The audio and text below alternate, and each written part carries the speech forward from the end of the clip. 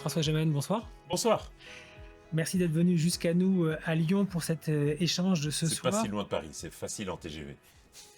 Et donc, pour nous parler forcément du climat, de l'urgence climatique, peut-être déjà quelques mots du contexte de l'urgence pour rappel. Je pense qu'on ne réalise pas suffisamment qu'on est face à un problème de stock. Donc ça veut dire que chaque minute qu'on perd, chaque semaine, chaque mois qu'on perd, mais en fait c'est des millions de tonnes de gaz à effet de serre qui vont s'accumuler dans l'atmosphère.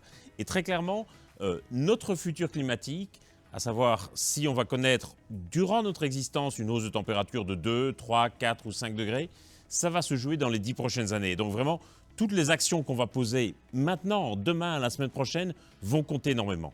Alors, parmi ces actions qu'on va poser dès à présent, on l'espère, il y en a certaines qui sont plus importantes que d'autres. Par quoi on commence, François Gemène, dans les solutions pour s'en sortir collectivement? Alors, je dirais, il y a plein de solutions qu'on connaît un peu et que les gens connaissent sûrement sur l'utilisation des transports en commun, l'alimentation, leur logement, etc.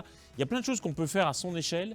À son échelle, ce qu'on oublie souvent et qui est vraiment crucial, c'est son argent. Qu'est-ce qu'on va faire de son épargne?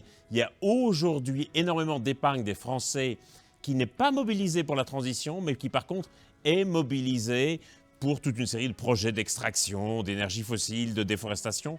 Je pense que vraiment, s'il y a un point urgent, c'est que chacun réalise bien ce qui est fait de son épargne, ce qui est fait de son argent et se dise, est-ce que je ne pourrais pas faire en sorte que mon épargne finance la transition? Dernière question. Et sur les territoires, comme ici, sur la métropole de Lyon, sur quoi on met l'accélération? Je dirais, sur les territoires, il faut pouvoir démontrer que des solutions existent. Et souvent, je pense que beaucoup de gens s'imaginent que les objectifs sont impossibles à atteindre et ne voient pas très bien vers quoi on va. Je pense que l'enjeu d'un territoire, c'est de vraiment démontrer pourquoi l'action contre le changement climatique, c'est aussi des transports plus efficaces et confortables, c'est aussi de meilleurs logements, c'est aussi une meilleure alimentation. L'enjeu sur les territoires, c'est de montrer aux gens pourquoi ils ont intérêt à agir contre le changement climatique.